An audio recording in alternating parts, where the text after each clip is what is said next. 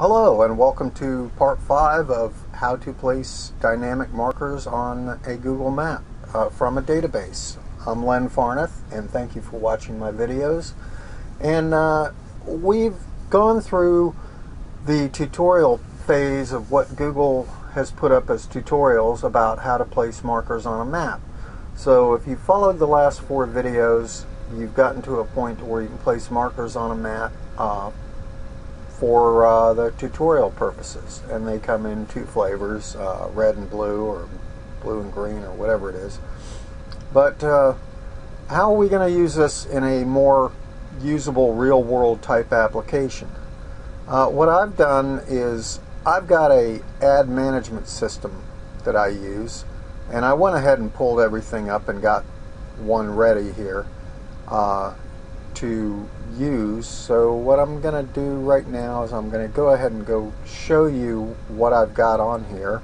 And I use the mapping system to map where I've placed ads over a particular period of time in my classified ads section for my web development services. And in this particular instance, in the past week, I've only got 2 in Honolulu, or in Hawaii, and I'm missing Honolulu. So as I can see, I've got a spot here where I could put an ad in Honolulu, Hawaii, which I've prepared one and got it all ready, and I'm just going to go ahead and place the ad now. And it tells me I've got a link in my email, so I'm going to go off this screen and then onto my other screen and retrieve that.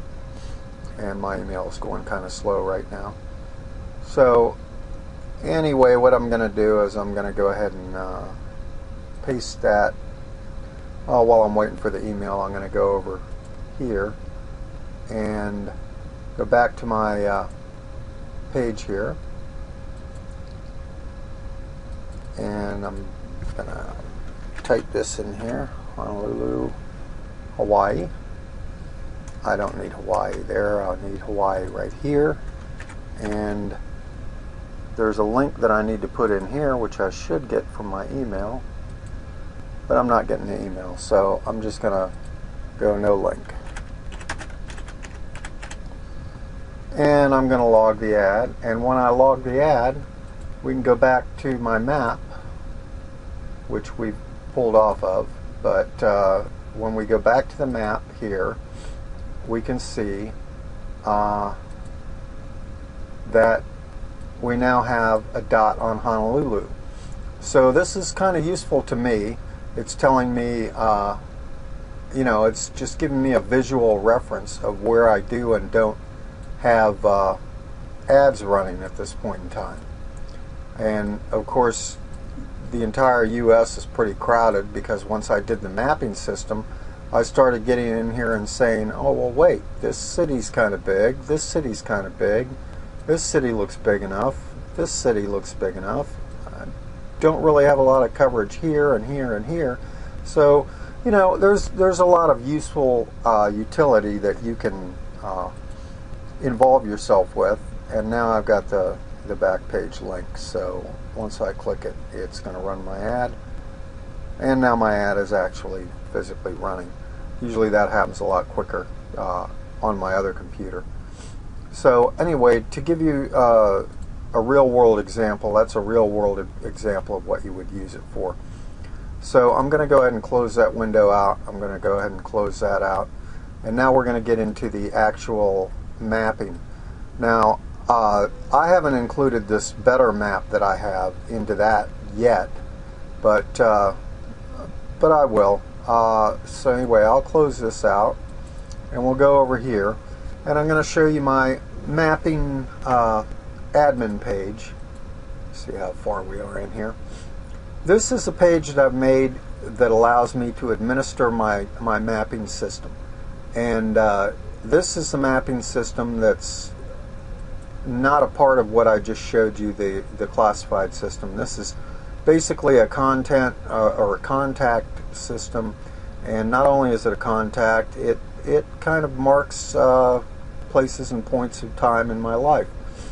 Now when you go to the actual address, which is just CMAP2 PHP, this is what you're going to get. You're going to get a full-size, full-scale map of the United States, and that way I can see everything that's on here. Now I do have points of interest. I have one in Alaska because Deadliest Catch is done in Dutch Harbor, and I was just kind of curious as to where Dutch Harbor was, so I thought, well, let me look it up in Wikipedia, and I'll go to find Dutch Harbor. And what I can do is I can put a link on my flags to whatever I want to, and then a description down here. If I wanted to, I could put phone numbers in, and I'll show you in my code how I go about doing that. And also another thing that another neat advantage that I have to my maps is you may not want to pick out the entire United States. For example, I have a website called keystoday.com, which I plan on completely mapping as many businesses as I can, and that's just in the Florida Keys. Of course, at this level, all you're going to see is one dot, but if you close this map, go to my Manage page, and pull a Key West ad up, you're going to see, and I keep hitting my management when I should be hitting the map. You're going to see I've got 3 showing right here. Well, there's actually 4, but my management page is also made to display the color of the flags, and it also displays green if something's visible on the map and red if it's not. I call that red, but it's kind of more of a pink. But anyway, we'll just go with red. So anyway, I've just lit up this Key West here. So when I refresh this page, you'll see that this marker is there. So now I've got 4. Now this zoom level, if I were just doing the keys, I would set my zoom level a little tighter, and I would center my map right in the center of Key West for that key. And then I could, could move along, and I could do big key, and then I could do marathon key. You get the point. So how do I go ahead and do this? How do I make it so that if somebody's just coming to the site and they're not specifying an area, they get a much wider area? And how is it that they can go to one particular item, like this Dutch Harbor, and I keep doing it, this Dutch Harbor that's in Alaska, and it's only showing them Alaska. It's not bringing them to the whole United States or all the way down to Key West, which is a gazillion miles away, or Earth for that matter. Oh yeah, I almost forgot. I think I got Mount Everest on here too. Yeah. So how do you zoom to all that? Well, let me close the map out. Let me open up the file that handles that.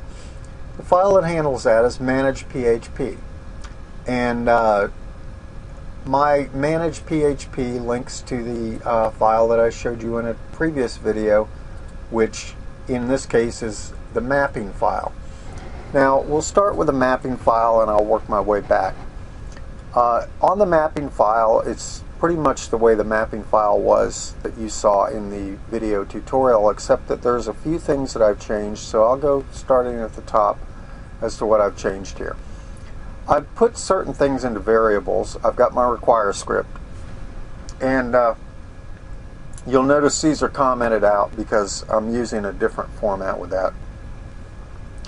I've put my map key into a variable, and the reason I put my map key into a variable is it's up here at the top of the page now. Whenever I am working on a system and I decide that I want something to go in the database, but I don't really want to create the table for it right that instant, I know it's going to go in there sooner or later, I'll put the stuff up on the top of my file here. So I'll go ahead and create the variable that I'll put down below, and I'll just put the variable equation at the top of the file. Then as I'm working through my system and I find that I've got enough variables and enough files that I should go ahead and create the table and all of the logic that calls those variables, then I go ahead and do that. But for right now, here's the variable. Map key equals my map key. And then down below, let me double click this so I can get the highlight down below. This is where instead of echo map key, it would have equals and then the entire map key. But I've just decided to echo it out like that. That way I can easily deploy it, and if I want to move it from one website to another, I don't have to go in and hard code the files every time. It's just going to sit in my database and I can just update that. So anyway, the application logic that I have below this is on my map itself. There is a you'll see a call when I click on a particular item. You'll see in the URL that it calls to, let's go to the map this time. In the URL it calls to MID, which is short for map ID, equals 11.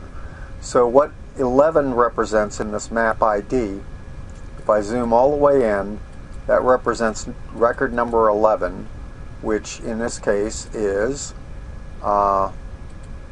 southernmost house in Key West, Florida. And I could satellite that, and you get the picture. Anyway, that is ID number 11. So back to this, what this is saying is if this is not get MID number 11, then what I want to have happen is I want to have the latitude of 38.9 blah blah, longitude of 95 blah, which is approximately, on a visual, I didn't do any checking on this, but this is somewhere near the center of the United States. And then on this it says zoom level 4. So in other words, if there's not an MID, which is a map ID number, or if the map ID number doesn't work, in other words, if this get map ID fails, then it passes these parameters along to the map file. It says center on this latitude and longitude and set the zoom level to zoom level 4. However, else, if page ID is there, then reg replace, it changes everything but the numbers. If anyone decides, that they want to go in there and try and, put a SQL injection in or something. So then it just gets the numbers. And then the next thing is it queries the body for the proper record. So select from CL Focus where FSID equals page ID, and up here page ID is equals MID. So basically, when this thing gets past a parameter of 11, it does a query and it says, okay, this is number 11. So then it does row by ID, row by latitude, row by longitude.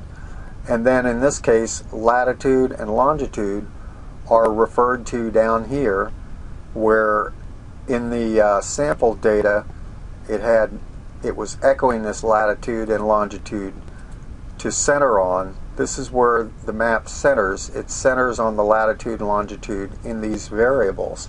So this is pulling from the database for that.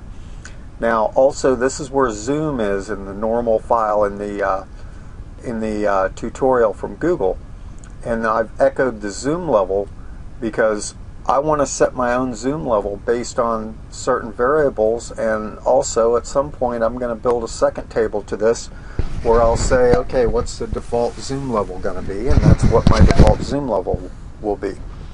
So anyway, if it processes this, it says if there is no MID, throw it out to the entire United States at a zoom level of 4 and set the center on this latitude and longitude. If there is an ID, set the center of the map on the latitude and longitude of that particular record and set the zoom level to 12. So that means, what that's saying is, I'm getting, I don't know, I didn't measure it, 10 or 12, 20 miles on either side for the zoom level. I can set this zoom level higher and get closer in, or lower and get further out. But now this allows me to have a record that pulls directly into the database the information that I want to display. Now let's go down a little bit further. and what we're finding now is the map area, what we want to display as a map, or the pin, I mean. Google has a lot of different colors of pins, and basically their colors of pins are in these files right here. I've seen other files with pin colors in them too. Now, there's another thing to mention about pins, is there are entire sites, websites, devoted to giving you icons that, you know, have cute little, you know, bicycle riders, boat, food, camping, lodging. I mean, there are all kinds of pins you can use. You can customize your pins, or they're little square pins. I just like the basic small colored pins, and that's what I've used for right now. So in the example file, you'll notice that there's a blue, and I think there's a blue and a red. But in the if you go to this address right here in your browser, and you look at these files that are in there, you'll notice that there's all kinds of different icon settings. Let me paste that and go to it real quick. Okay, this is the address for blue, and then you just go up here and you can change this to red, and you'll see that you have a red icon.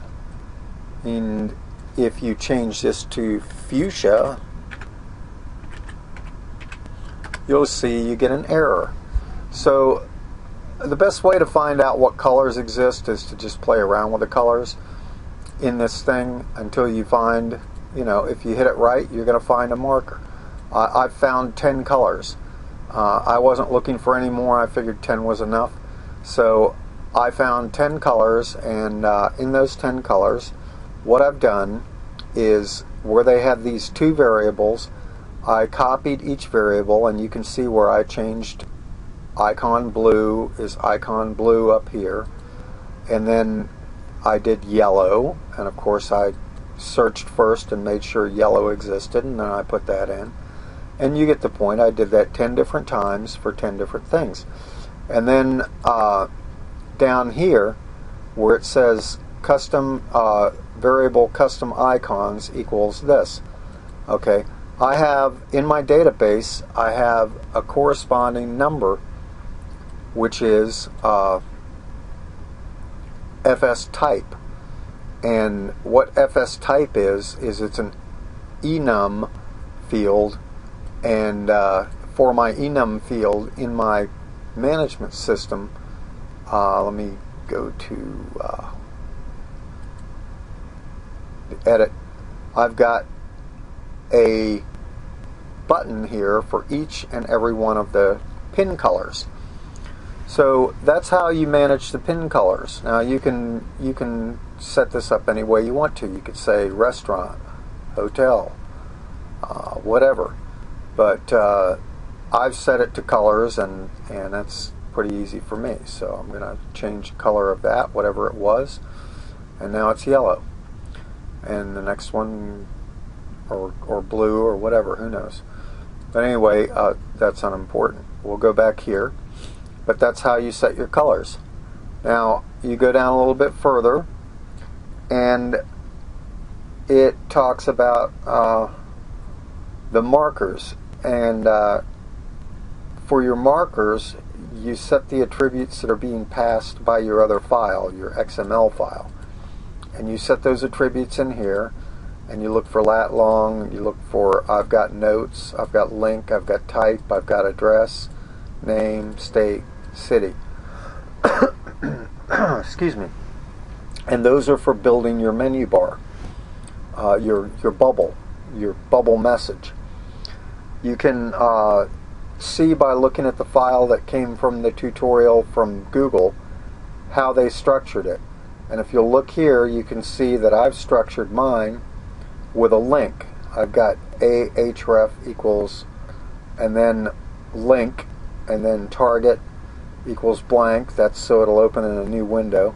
And then I've got the name of the record, whether it's a business name or a person's name. And then I have address, and then city and state. and I'm displaying that, and I have notes. Now if I wanted to, I could display phone number here too. I just haven't done that. And then this is part of their code that came with this, the event listener or whatever.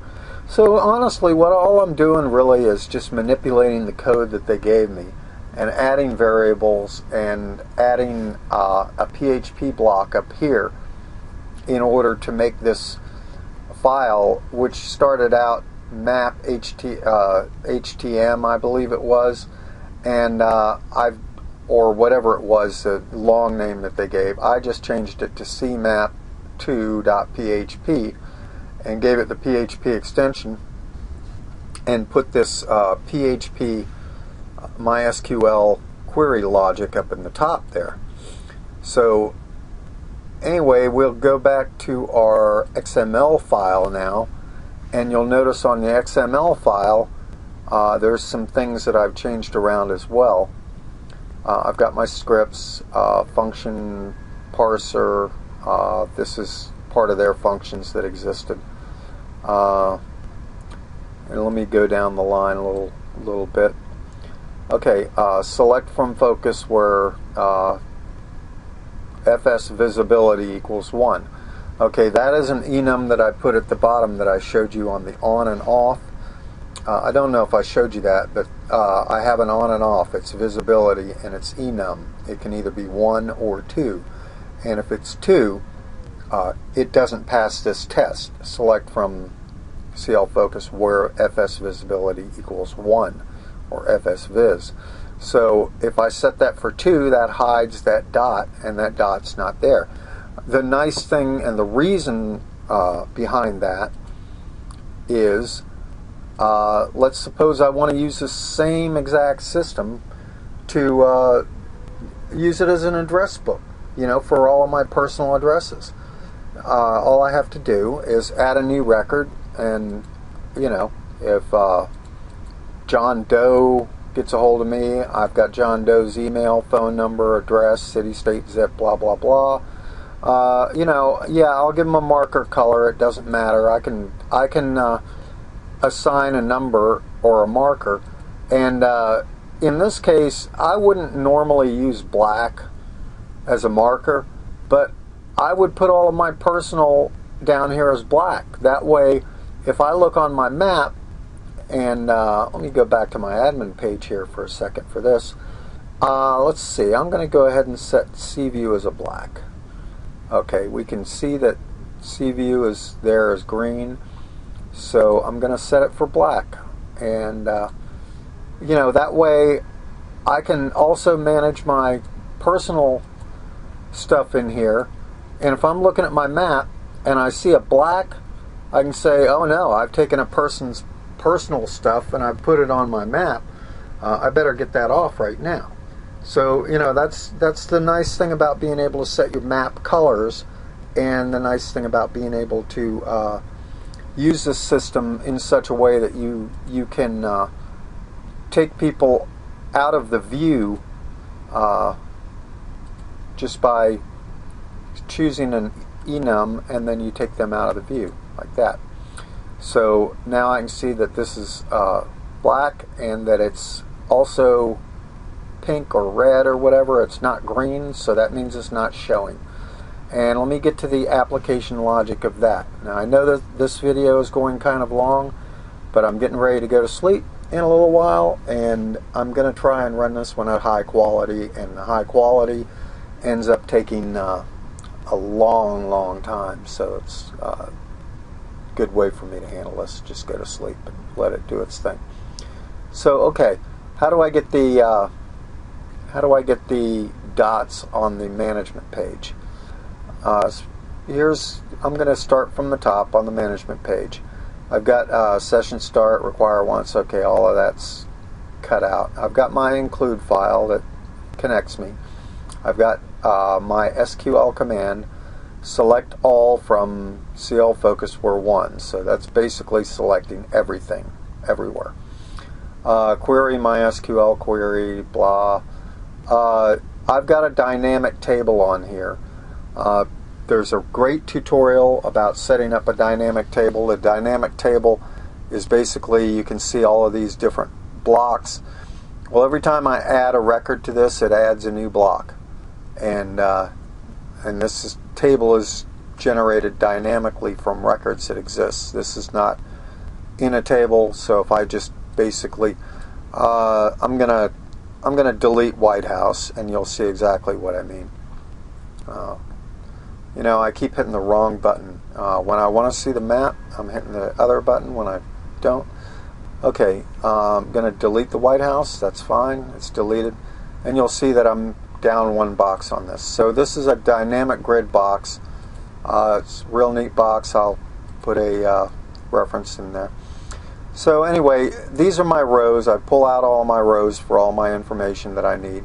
And then I've got down here dupe check. It's called dupe check because it came from something else that checked duplicates. It can be anything. It's just a variable. If FS visibility is greater than 1, display this color. Else, display this color. So this is my colors that tells the dynamic grid whether something is on or off. That's the logic that drives the colors right there. And then further down below in the dynamic grid, I've got TD background color equals dupe check. All I have to do is reference dupe check. It doesn't matter. Dupe check is either this or that, depending upon the way the data displays. Then I've got if FS type equals 1, then icon color, and I've called it icon color. That's my variable there. And then in the icon color, you can see that I've used this URL for green, and this one's blue, and this one's red. And basically it's one at a time. If FS type equals 1, then show it this. Else, if it's 2, show it this. Else, if it's 3, show it that. Else, if it's 4, 5, 6, all the way down the line. And I've built this into icon color, image source icon color. So this is an image tag right here, and the source is the variable of icon color, which contains the image.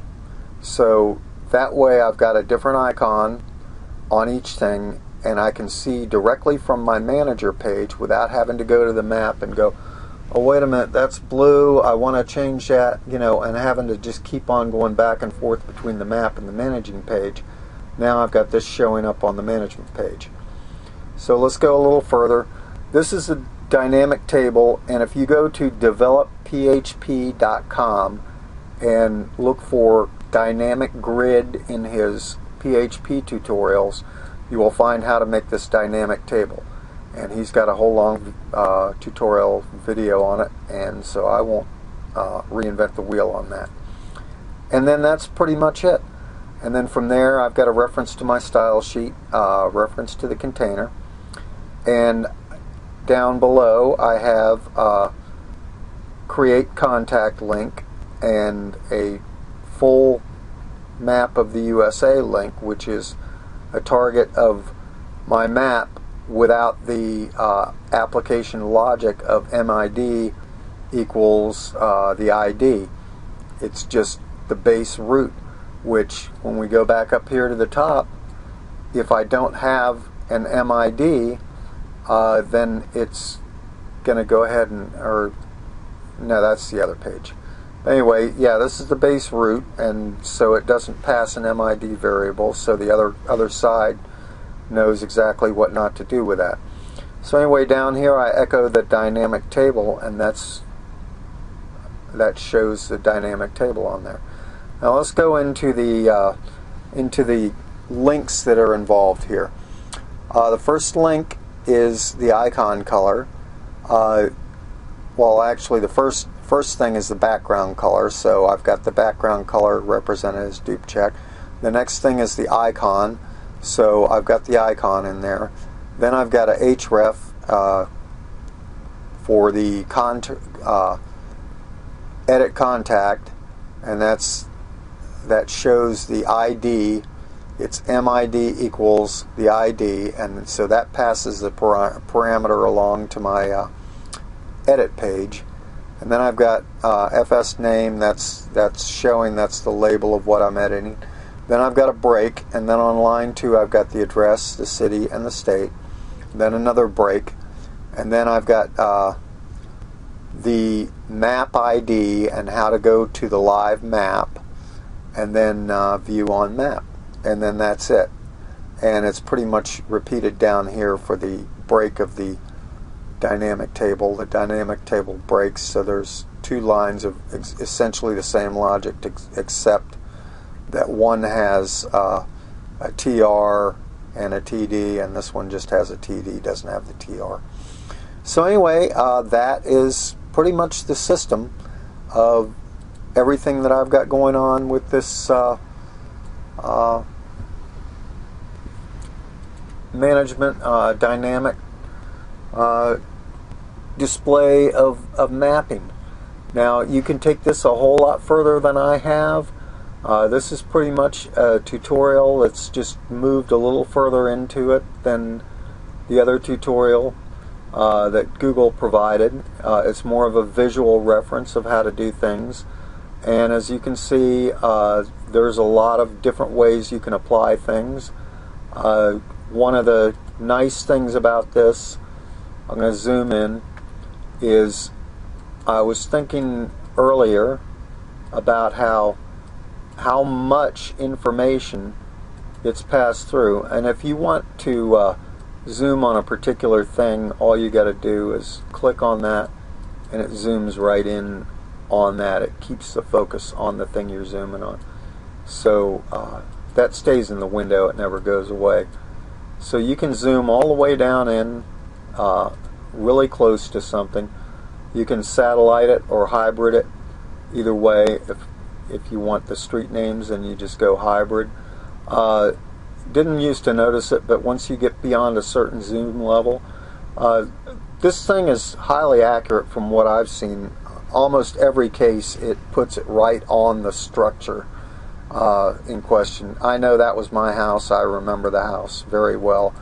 I know that's right there. But now when I get to this zoom level, the dot goes away. It was going away on a further out zoom level. But the interesting thing is you can put all kinds of information in here. You can see the house. You can put a whole blog page on there. This just goes to the front page of my website. But you could put blogs, you could put information on there. You could put gallery images on there. You could put whatever you want to on there. I have a whole gallery about that particular house, and so you know, I might just reference that if I keep that house on there, and it just would reference the gallery, and you can see that this is the house. Pretty easy to determine that, you know, what we're looking at on the map is pretty much this. So anyway, mapping is a real good thing, and there's a lot of different applications you can use to it. This is probably going to be the last video on the mapping part. I might make another one, who knows. If I do, it'll be in the description. So I'm going to continue working with mapping. I think the mapping is a very, very essential and important part of how you can add a lot of functionality to your site, and I think it's a wonderful thing. I'm going to continue using mapping, and I think you should use it too. Thank you for watching my video tutorials, and have a wonderful time, and I'll see you next time.